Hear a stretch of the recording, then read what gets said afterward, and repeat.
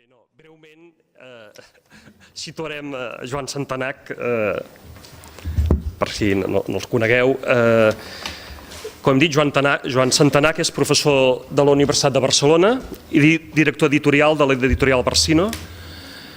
I aquest any està sent especialment intens per ell perquè, com hem dit, és el comissari de l'Any Llull. Com a investigador s'ha dedicat a l'estudi de la cultura i la literatura medievals, amb una atenció especial a la figura de Ramon Llull i la transmissió de la seva obra, tema al qual ha dedicat nombrosos estudis. Ha publicat diverses edicions crítiques de llibres seus, com la de la Doctrina Pueril i amb Albert Soler dels romans d'Evaste Blaquerna. És autor amb Lola Badia i Albert Soler del llibre Ramon Llull as a Vernacular Writer. També s'ha interessat per l'estudi dels llibres de cuina medievals, àmbit en el qual ha fet múltiples aportacions, incloses edicions del llibre de Saint-Subi i del llibre d'Aparellar de menjar. Ha publicat alguns estudis sobre la literatura del segle XIX i l'obra de Jacint Verdaguer i ha participat en l'edició de l'epistolari català de Joan Miró. I per als que vulgueu acostar-vos a Llull per primer cop, crec que val la pena destacar el darrer treball editat, l'antologia de Llull per Llull, que vol oferir un tast dels títols més representatius de l'obra lul·liana amb breus explicacions que ajuden a interpretar els passatges escollits.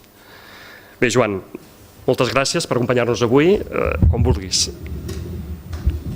Moltes gràcies a vosaltres, moltes gràcies al Tergat per convidar-me i ara sí, ja començo jo sense fer un salt previ que no tocava.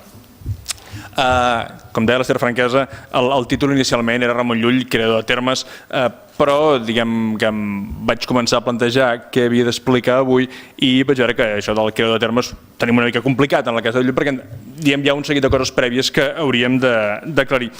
I bàsicament el que volia fer avui és compartir amb vosaltres algunes d'aquestes reflexions i perplexitats que ens suscita avui en dia la llengua de Llull i mirant doncs no necessàriament rebutjar, però si més no evitar, valorar determinats epítets que se li atribueixen de forma gairebé automàtica i que estaria bé de valorar això amb una mica més de justesa a partir de les dades de què disposem avui en dia. Perquè avui s'ha assumit de forma força general que Llull és el creador del català literari.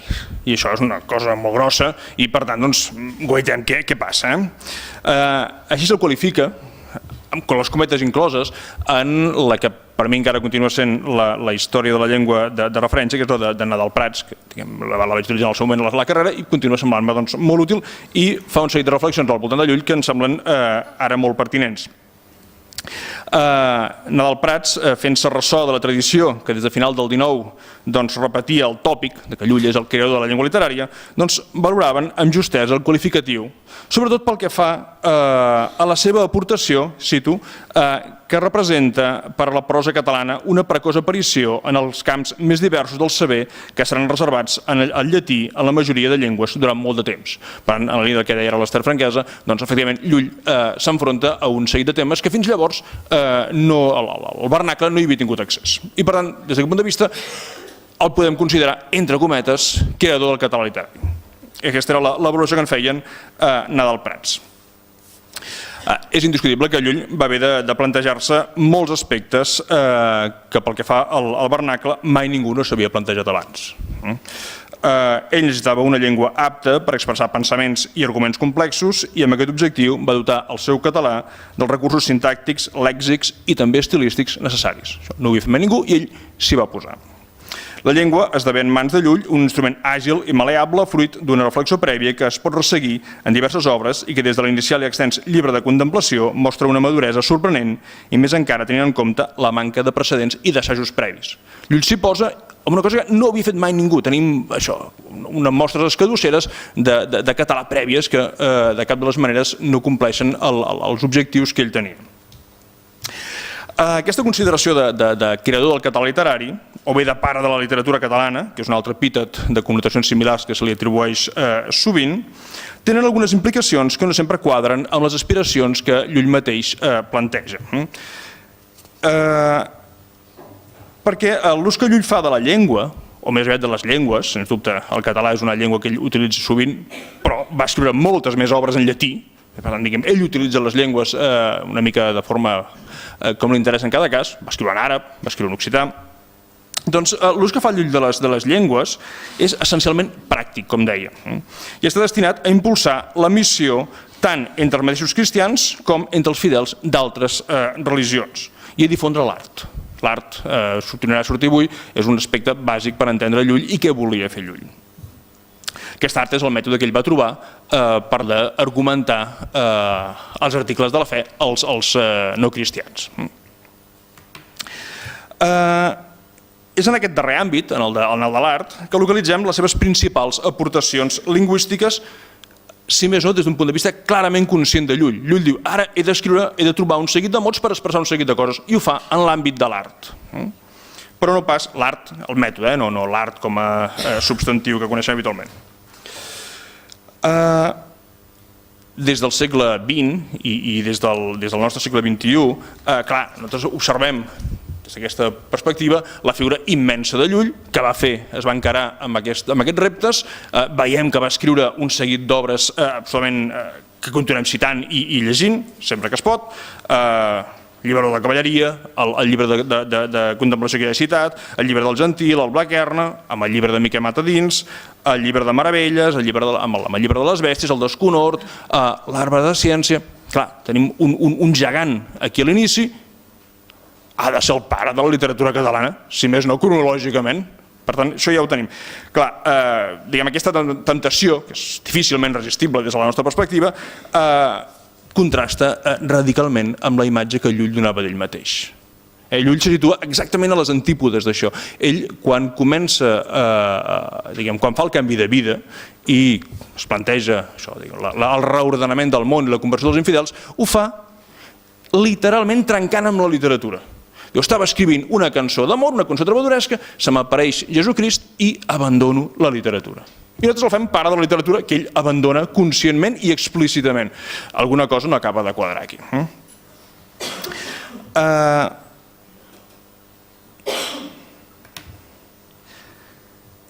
Diguem que per Llull això de codificar la llengua o de fer literatura no era pas un objectiu que tenia ni molt menys, i encara menys situar-se a l'origen de tota una tradició literària. És una cosa que Llull en cap moment no es va plantejar, com per exemple sí que va fer Dante més o menys contemporàniament. Per tant, fem aquesta assimilació de vegades i dius, no és ben bé el mateix. Per tant, això, codificar la llengua, escriure literatura, ser el punt de partida d'una tradició literària, no és en cap cas un dels objectius primigenis de Llull. La literatura, la llengua, són estrictament instruments que Llull utilitza per un objectiu molt més elevat, que és reordenar el món. En aquest sentit, també el que des de Jordi Rubió anomenem l'expressió literària en Llull, ja que no fa ben bé literatura, sí que usa recursos literaris, diguem l'expressió literària, doncs també l'expressió literària està subjugada, o diguem és un instrument que ell utilitza i que a més està condicionat als diversos auditoris a què ell s'adreçava. I per tant, tots aquests elements en les seves mans es converteixen en instruments dintre de les estratègies de difusió del seu pensament, no pas d'altra cosa. Per tant, s'ha d'anar molt de compte a l'hora d'atribuir segons quines paternitats a Llull, que ell potser no hi hauria estat d'acord. La influència lingüística de l'obra de Llull és una qüestió, a més, que encara no s'ha estudiat prou. Veient aquest gegant, ha de ser el pare de tot això, mirem-nos-ho amb calma. Per la banda de la literatura, que no oblidéssim, és l'altra cara de la moneda de la influència lingüística, la llengua d'un autor esdevé influent en la mesura que és llegit per la seva literatura, doncs per la banda de la literatura cada vegada és més evident que l'obra de Llull va circular al marge de la gran tradició o del ramal central de la tradició literària catalana. La producció lul·liana es difon sobretot a través de manuscrits monogràfics lul·lians. Llull va escriure poesia, però no hi ha cap poesia seva inclosa en els cançoners que hem conservat, malgrat el seu contacte, la seva proximitat amb la cort.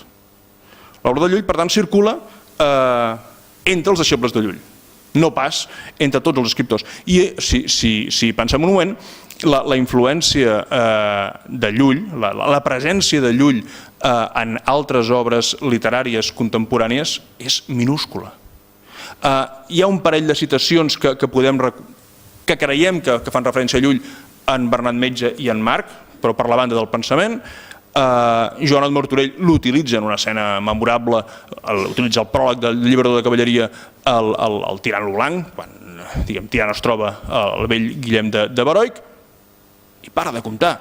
El 1515 apareix l'Espill de la vida religiosa, que és literatura, és literatura al·legòrica, però estem ja dins del terreny de la devoció. Per tant, la influència de Llull literària en el seu moment, molt pocs exemples, i més per la banda del pensament que no pas per la banda de la literatura pròpiament. Per tant, la proposta literària que Llull fa no té, en la producció catalana dels segles XIV i XV, ni la influència que exerciran Cerverí de Girona en la poesia. Cerverí és un personatge que segurament avui en dia coneixem menys del que caldria per la seva llengua, però sense Cerverí no s'entendria Ausiàs Marc. Evidentment, quan parlem d'influència en la literatura posterior i en la poesia posterior hem d'esmentar Ausiàs Marc. Hi ha ja en vida d'Ausiàs Marc poetes que Ausiàs marquegen, no hi ha poetes que remollollegin. Perdoneu el neologisme, però em sembla que pot ser indicat. Això pel que fa a la poesia, Cerverí i Ausiàs Marc són els referents de la poesia.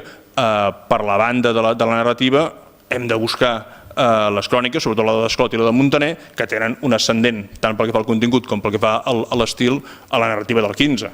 Corial o el tirant mateix, sense un Muntaner i un Desclot, no els entendríem, són diferents. Quina és la influència del Blaquerna? Quina és la influència del Llibre de Meravelles? Quina descendència ha tingut? A l'hora de valorar l'impacte de la llengua de Llull, hi ha alguns impediments que cal superar d'entrada, tal com han destacat ja nombrosos estudiosos que s'hi han interessat. Es tracta d'aspectes com ara l'elevat nombre de manuscrits que s'han conservat de la seva obra. Conservem 1 miler de manuscrits d'obres de Llull, els quals no tots són en català, però sí una part important. També hem de parlar de l'ampli ventall cronològic en què se situen aquests testimonis que s'han conservat de l'obra de Llull, tant pel que fa a manuscrits, en tenim de contemporanis a Llull fins al segle XIX, i evidentment no diguem les edicions, n'hi ha desenes i desenes d'edicions de la seva obra, no catalana, catalana és bastant més reduïda la cosa. Ampli ventall cronològic. I una altra cosa que cal també tenir molt en compte és aclarir quines són o què han fet les diverses intervencions que han manipulat els seus textos, perquè és una cosa que ens passa molt sovint amb Llull. Suposo que això hauria d'avançar. Perquè hi ha en tota la tradició de Llull un nombre realment en percentatge molt elevat de textos seus que han estat adaptats a la llengua de cada moment, cosa que de fet reflecteix un interès pel contingut de l'obra de Llull bastant menys per la seva llengua i per les seves formes. El més conegut d'aquests exemples segurament és el que va fer l'adaptació que va fer del Blaquerna Joan Bonllavi el 1521, que tal com diu aquí és un text traduït i corregit ara novament dels primers originals i estampat en llengua valenciana, i apa. Reescriu de dalt a baix el Blaquerna. El reescriu modernitzant-lo, però també per una qüestió estilística. Ell, Bonllavi, s'hi jugava els quartos i volia vendre el llibre, i per tant volia que els seus lectors se sentissin còmodes llegint un llibre en l'estil bastant més retòric, sintèticament molt més complex, que en aquell moment imparava. I per tant va agafar el text i ell era un lulista, li interessava molt difondre Llull, però també li interessava no perdre gaires diners i per tant va fer això, una modernització lingüística i una adaptació estilística considerable. Això que fa Bonllavi amb el primer text imprès, el primer text català imprès de Llull, ho faran després en molts altres textos de Llull, ja siguin manuscrits, ja siguin també impresos. Aquest és el Blaquerna del 1521, és el primer que es va imprimir de Llull en català. Hem d'esperar un parell de segles perquè tornem a tenir un text imprès de Llull, que és una doctrina pueril del 1736, aquesta vegada adaptada al mallorquí. Per tant, anem fent la cosa així i costa, i això ho trobem també molt sovint en manuscrits. Aquesta mena d'intervencions, que en els testimonis d'època moderna són sovint d'un abast considerable, respon a la percepció que la llengua d'aquells textos s'ha allunyat massa de la dels parlants. Sonava ja antic. De fet, aquesta idea del llemosí no és una idea que sorgeixi de la Renaixença, sinó que ja tenim aquesta percepció del català antic fins i tot Ausiàs March, esmentava Ausiàs March, Ausiàs March, quan se'l publica el 16, apareix amb un glossari de termes obscurs, per aclarir. Hi ha una part de la complicació, conceptual de la poesia de March, però també hi ha una part d'aquesta percepció que la llengua, en el canvi de la mitjana a la modernitat, havia canviat. Si posem en qüestió els testimonis més moderns de les obres de Llull, de les èpoques posteriors a la mateixa vida de Llull, l'única opció que tenim són els testimonis més antics, els manuscrits més antics. I és aquí, on en aquesta aproximació a la llengua dels còdex lul·lians, del que en diem de primera generació, on trobem algunes clarícies, però moltes de les perplexitats que plantejava el títol. Com a manuscrits de primera generació entenem aquells manuscrits que van ser produïts en vida de Llull i que en part, en una bona part, els coneixem vinculats a Llull mateix. Llull va ser un gran difusor de la seva producció i es va encarregar de fer un nombre important de manuscrits. N'hem conservat una 60ena de manuscrits que els podem situar en la seva època, que són molts, tractant-se d'un autor del 13 i del 14, i d'aquesta 60ena n'hi ha uns quants que sabem que ell va impulsar personalment.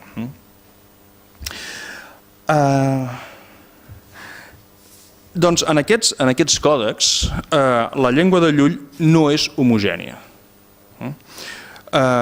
Mancat de precedents, en un moment en què encara no s'havia creat uns hàbits gràfics i unes normes, entre cometes, d'escriptura per al vernacle, Llull assaja fórmules diferents segons el tipus d'obra que compon. I observem canvis entre les obres més tècniques i les obres, diguem, més tendencialment literàries. Les divergències són segurament més superficials que profundes, però en tot cas caldria estudiar fins a quin punt la sintaxi se'n veu afectada i el que sí que és evident és que hi ha canvis en l'aspecte morfològic i lèxic dels textos. Un exemple molt breu, però pot ajudar a valorar-ho.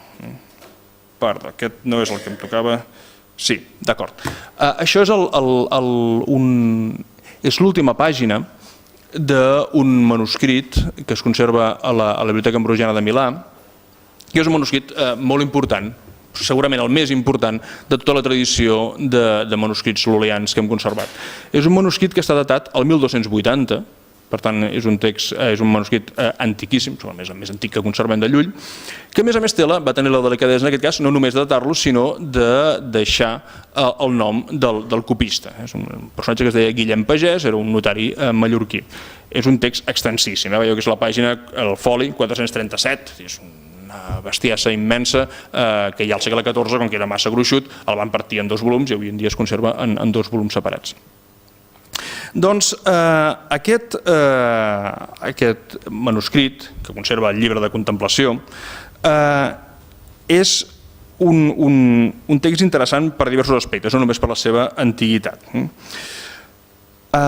Evidentment, mostra ja la maduresa de la prosa de Llull, és una prosa que li permet expressar el que avui en dia podem observar quan llegim el llibre de contemplació, li permet expressar raonaments complexos i organitzar el seu pensament amb una extraordinària naturalitat, però al mateix temps hi observem alguns assajos particulars que amb el temps quedaran arraconats, assajos lingüístics i gràfics. Entre els manuscrits que s'han conservat del llibre de contemplació hi ha aquest, el de l'Ambrosiana, que és un còdex, com dic, que té molta autoritat. Guillem Pagès és un copista que hem resseguit en diversos manuscrits de Llull, va copiar fins a 6 manuscrits de Llull entre el 1280 i el 1301, per tant és un personatge que va estar uns 20 anys treballant per Llull i a més segur que ho feia amb clar contacte amb Llull, per tant aquest manuscrit és un manuscrit d'una autoritat important. Doncs aquest manuscrit del text del llibre de contemplació de l'Ambrosiana presenta nombrosos trets occitanitzants que han cridat sovint l'atenció dels estudiosos. Però no es tracta en cap cas d'una traducció occitana. Llull va impulsar traduccions occitanes d'algunes obres seves. Sabem que ho va fer així en el cas del Blaquerna, ho va fer així en el cas de l'Eutina Poril, probablement ho va fer en el cas del llibre de contemplació, probablement ho va fer en el cas del llibre d'intenció, però el llibre de contemplació de l'Ambrosiana no és una traducció. És un text català amb una coloració occitana. i localitzem un seguit de grafies habituals en textos en occità, terminacions verbals occitanes que hi apareixen al costat de les solucions catalanes, i termes occitans com ara gauch, basem, paure, etc. I sobretot hi observem una cosa que ens ha de cridar l'atenció. El pronom de primera persona singular no és jo, sinó eu. En una obra com el Llibre de Contemplació, que és en bona part una confessió, un plantejament en primera persona, una pregària en primera persona envers Déu, aquest pronom de primera persona té una presència considerable i en el Llibre de Contemplació de l'Ambrosiana és sistemàticament eu. Segurament aquí hem de veure la recerca, que en aquesta recerca que feia Llull de trobar un referent, de trobar unes formes que funcionessin en aquest eu, en aquest ús de termes com gauch mateix, i hem de buscar un referent trobadoresc. I és que Llull, segurament, malgrat haver rebutjat la literatura trobadoresca, doncs sí que busca el referent de confessió personal més proper que té, eliminant tota la part pecaminosa, i l'utilitza aquí, en aquest llibre de contemplació de l'Ambrosiana. Doncs la consulta d'altres manuscrits del llibre de contemplació mostra que aquesta occitanització lingüística de què parlàvem en el manuscrit de l'Ambrosiana no es va mantenir en altres manuscrits posteriors. És especialment remarcable la comparació d'aquest text amb el que transmet el segon còdex en antiguitat del llibre de contemplació, que és un manuscrit que es conserva al Col·legi de la Sapiència de Palma, que és d'uns 30-50 anys més tard, per tant estaríem entre el 1310 i 1330, per tant, segons com tocant Llull. Doncs en aquest manuscrit de la Sapiència, les característiques occitanitzants han estat sistemàticament neutralitzades. No hi ha cap eu, tots són jos. No hi ha cap gauch, tots són goig. Això en un període de 30-50 anys ha passat això. No sabem, en principi no tenim cap indici que ens indiqui que en el manuscrit de la Sapiència Llull hi va intervenir, en el de l'Ambrosiana sí. Mostro un brevíssim passatge de comparació. El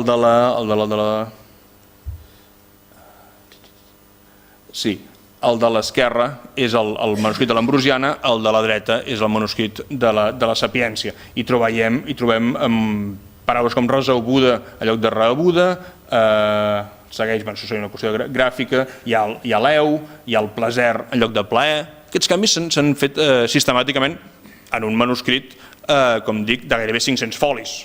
Per tant, l'adaptador va tenir feina i sistematicitat.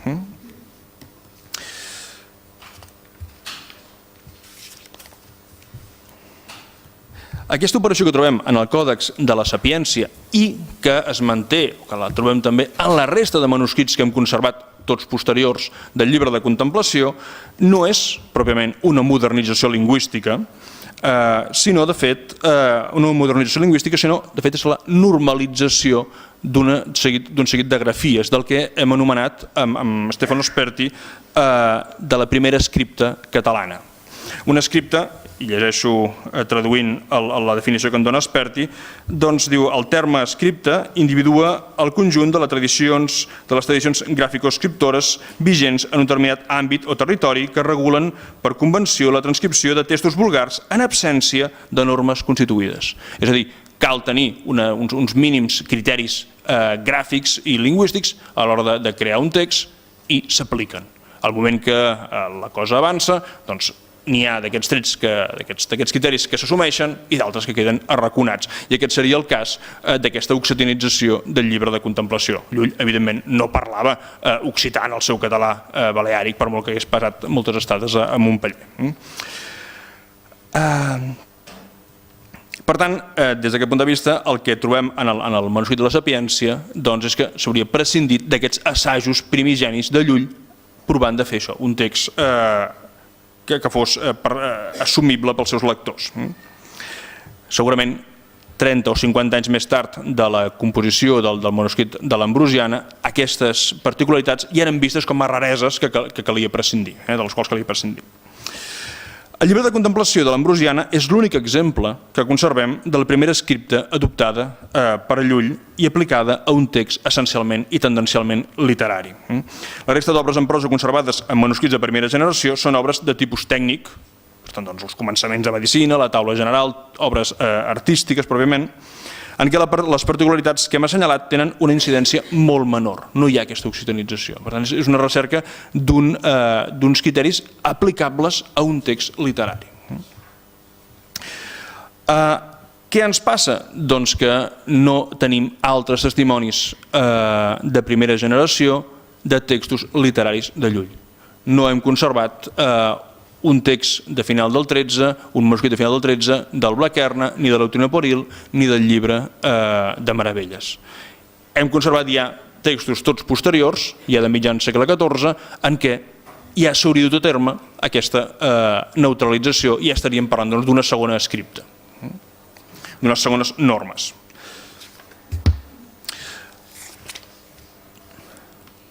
Per tant, de fet, el que hem conservat, els manuscrits del 14 i del 15 que hem conservat de textos literaris de Llull, són ja copiats i elaborats fora del control que intuïm ferri de Llull damunt d'aquests textos.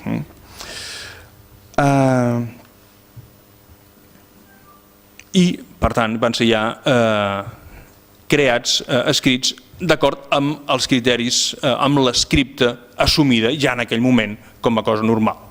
Per tant, no tenim aquests testimonis inicials, aquestes mostres inicials, llevat del llibre de contemplació, d'aquest escripte, d'aquests primers criteris de Llull, i no podem saber, per tant, si realment va utilitzar la mateixa escripta en les altres obres literàries o no.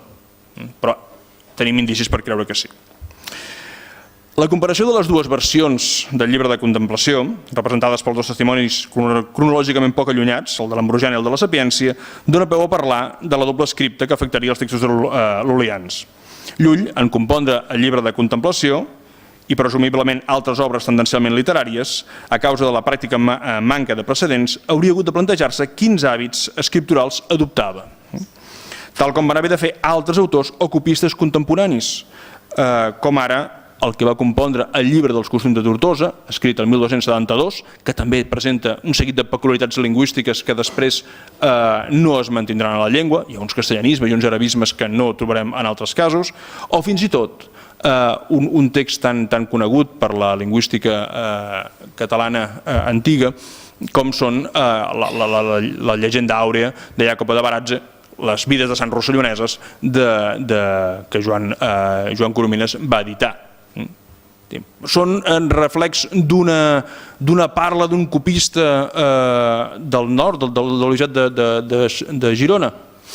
Potser sí, però en tenim uns quants que se situen tots curiosament, hi ha també els diàlegs de Sant Gregori, n'hi ha algun altre text d'aquests antics amb aquesta occitanització que recorda el llibre de contemplació. És reflex de la parla del copista, és curiós. És reflex d'uns intents de trobar unes normes escripturals i aplicar-les, que després haurien estat desestimades. Els testimonis posteriors que hi ha de les vides de sants, de la llegenda àurea, no tenen aquesta coloració occitanitzant. Pot ser del copista o pot ser una qüestió de canvi d'hàbits gràfics. És segurament per aquesta condició de textos inicials, compostos en un període en què encara no s'han estabilitzat uns hàbits gràfics i escripturals concrets, que els testimonis esmentats, no vull dir només els de Llull, sinó també aquests que esmentava ara, presenten peculiaritats i rareses que posteriorment no retrobarem.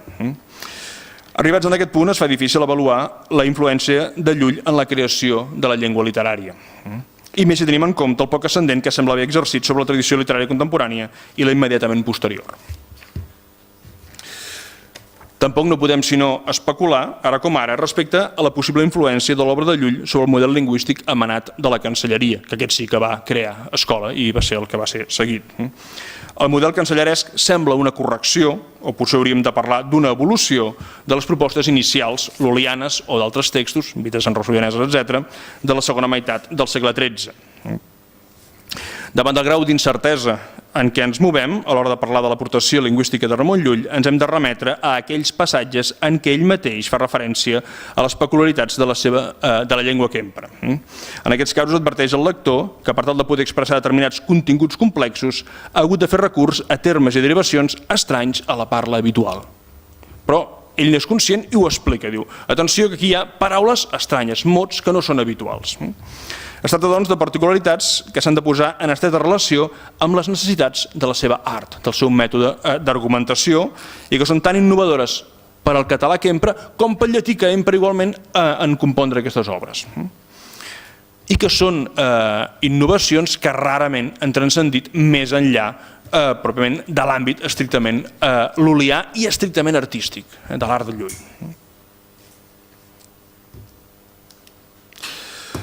Hi ha un paràgraf del pròleg de l'Art Amativa, que és prou conegut, en què planteja la utilització de termes particulars per tal de poder expressar satisfactòriament els continguts del llibre. És el passatge que teniu aquí. Diu: aquesta amància és molt alta e dels posals e generals començaments que podem la compilam. E cor havem fretura de vocables que no són en vulgar, covent-nos usar d'alguns vocables que són en llatí i encara d'algunes paraules estranyes que no són en ús en vulgar ni en llatí. Per tant, diu, aprofito materials de diverses bandes, aprofito materials llatins i en creo de nous, sense les quals no podríem pujar esta amància a tant al grau de bondat com convé, ni al propòsit que desiram no podríem venir, ni l'entitat i realitat de les coses que són no podríem predicar ni revelar a ésser amades i conegudes. Llull necessita un lèxic especialitzat i l'aconsegueix a partir d'aprofitar material en llatí i creant termes nous, aquestes paraules estranyes que ell sap que causaran estranyesa en els seus lectors. El mateix terme amància, que hem vist com a segona paraula, doncs és un bon exemple de neologisme lul·lià aplicat al seu pensament. Es tracta d'una paraula que Llull encunya per mostrar que no només la ciència és necessària, la ciència vinculada a l'enteniment, sinó que també cal fer una aproximació per la banda de la voluntat. I l'equivalent de la ciència de l'enteniment seria, l'equivalent de la voluntat seria aquesta amància que permet fer una aproximació més global al pensament i als objectes d'interès. Segurament quan parlem de terminologia en Llull, el primer que ens ve al cap són les paraules, quan parlem de paraules estranyes, són les paraules que ell utilitza en el seu sistema de correlatius.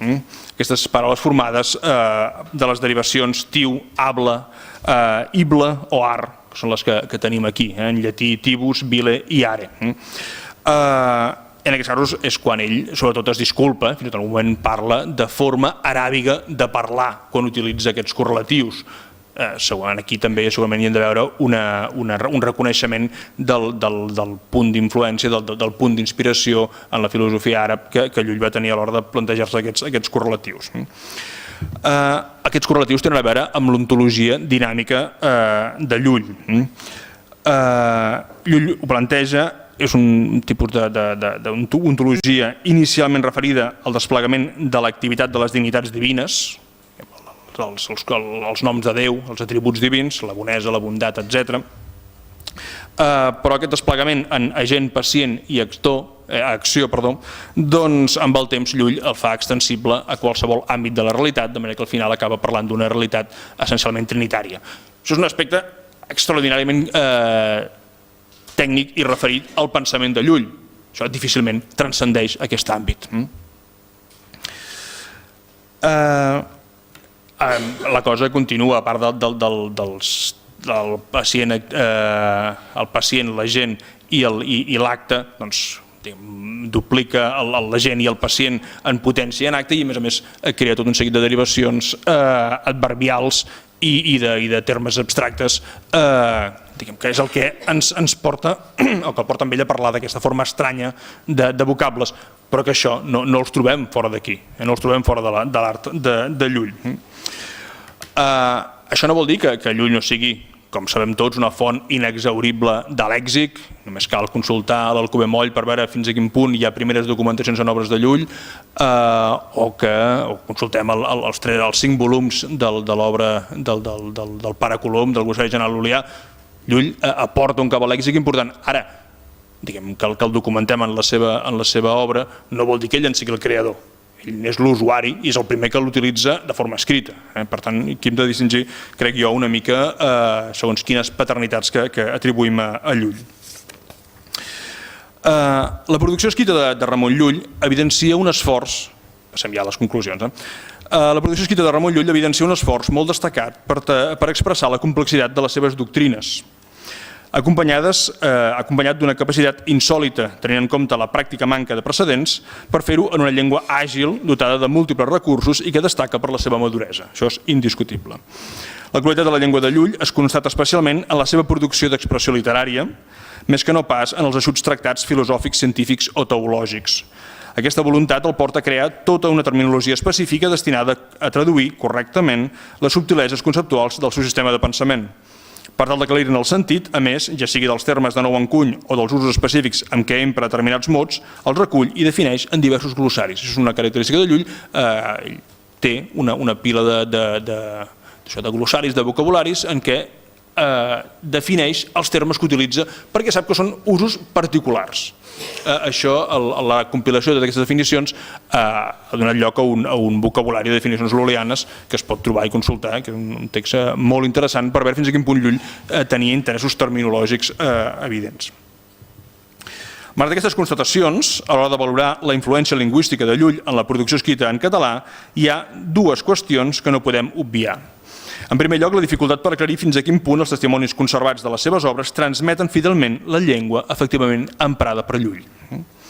La incertesa és notable quan parlem d'aquells manuscrits, que són la majoria, compostos després de la seva mort i doncs aliens al control que va exercir sobre els de primera generació.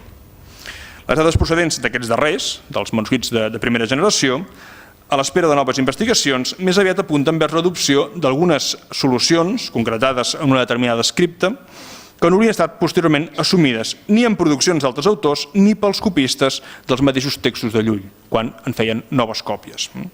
Això ho trobem en el llibre de contemplació transmès pel Còdex de l'Ambrosiana, que ha quedat, potser per la pèrdua d'altres testimonis inevitablement hipotètics, altres testimonis d'altres obres de Llull tendencialment literàries, ha quedat el manuscrit de l'Ambrosiana com a únic exemple de les solucions o dels assajos duts a terme per Llull en un text en prosa d'expressió literària. Si l'opció lingüística del Beat per a aquesta mena de textos no va ser efectivament, si l'opció lingüística del Beat per a aquesta mena de textos va ser efectivament la del Còdex de l'Ambrosiana, desestimada en còpies més tardanes, aleshores no podem assumir com a directament procedents de Llull la llengua d'aquestes darreres còpies més tardanes, sense tenir en compte la intervenció d'intermediaris, de vegades d'un abast molt important, que fa que no sapiguem exactament mai quina és la llengua de Llull, fins a quin punt els testimonis ens han conservat la llengua de Llull o hi ha intervencions diverses que la modifiquen. La segona qüestió, d'aquestes que volia remarcar al final, fa referència als indicis, als pocs indicis que tenim de l'ascendència efectiva de la seva obra sobre la literatura contemporània de Llull, més enllà de les aportacions lingüístiques. Són molt reduïts els exemples, com he dit, de textos que prenen la producció lul·liana com a model.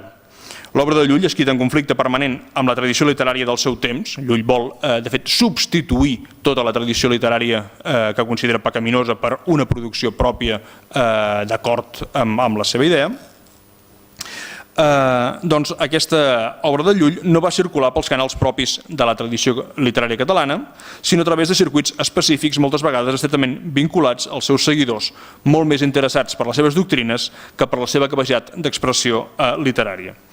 És sobretot des d'aquest punt de vista, el del pensament i la devoció, també és un altre aspecte que hem de tenir present, que Llull va ser llegit, quan va ser llegit pels escriptors del XIV i del XV.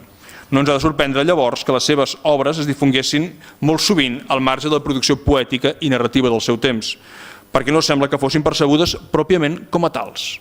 El Blaquerna no era llegit com una novel·la, era llegit com una obra de devoció.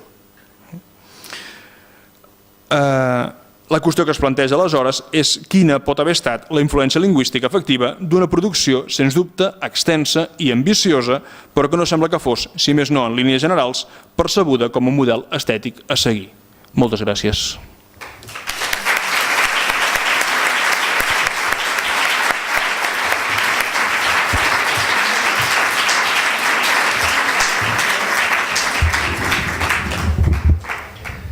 Moltes gràcies, Joan.